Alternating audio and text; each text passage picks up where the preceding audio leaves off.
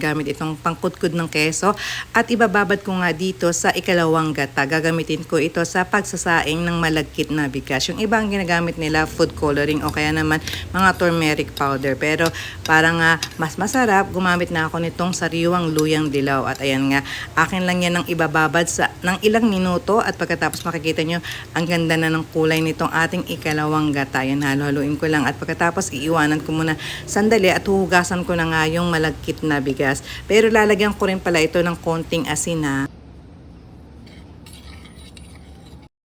Ito na yung kalahating kilong malagkit na bigas na aking hinugasan at akin na nga itong isasaing. Gagamitin yung pang sabaw. Yung ikalawang gata na binabaran ko ng luyang dilaw. Gumamit ako ng salaan para hindi na masama yung pinakasapal. At magdadagdag pa ako ng konting tubig dahil nga ako konti yung sabaw. Isasalang ko to sa rice cooker para maganda yung pagkakaluto. Habang inaantay ko maluto yung sinaing na malakit na bigas, ayan, hinanda ko na yung mga iba pang mga rekado. Iniwa ko ng pahaba yung carrot, patatas at bell pepper. Nandiyan na rin yung ating mga panggisa na bawang, sibuyas at luya, pati na rin yung green peas at mga pasas. Ito na, luto ng sinaing na malakit na bigas at ang ganda ng pagkakaluto, hindi malata, tama-tama lang yung naging sabaw. At magsisimula na nga ako maggisa nitong bawang, sibuyas at luya. Siyempre, gigisa-gisahin natin yan. At kung meron kang mantikilya o butter, mas maganda. Kung wala naman, okay lang naman din yung mantika. Pero dahil nga meron kaming mantikilya, yung mantikilya na yung ginamit ko. At yan, inuna ko muna itong balon-balunan kasi nga medyo matigas to. At gigisa-gisahin ko muna yan. Isusunod ko naman ito mga hiniwa ko maliliit na pitso ng manok. Ayan, isasangkot siya ko lang mabuti. At pagkatapos idadagdag ko na yung hiniwa kong mga karot at patatas kasi yan yung mga matitigas.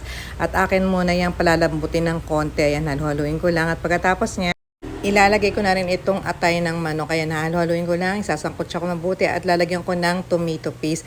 Konti lang naman ito nilagay kong tomato paste. Yung nabili ko nga ay yung pinaka-konting nabibili sa tindahan. At ayan, nilagay ko na rin itong kakang gata.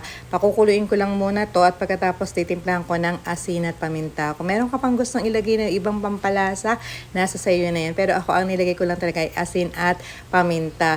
Yung iba naglalagay pa ng mga chorizo, pero ako hindi na ako naglagay dahil nga simple lang naman itong aking ginawang arroz valenciana. Baka hindi rin magustuhan nung iba kapag naglagay ako. Kaya ayan, tinagdag ko na rin pala itong pasas at saka yung green peas.